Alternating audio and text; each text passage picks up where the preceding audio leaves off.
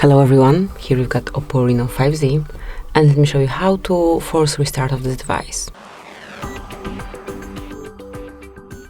So if your device is stuck for some unknown reason, it is kind of freeze and you cannot do anything, all you have to do is tap on power button along with volume up buttons and just hold them all together for 10 seconds.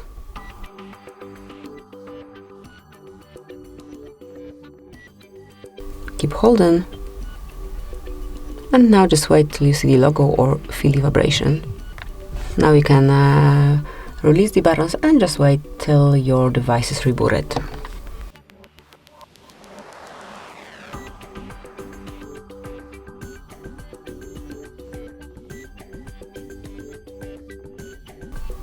And that's it, that will be all.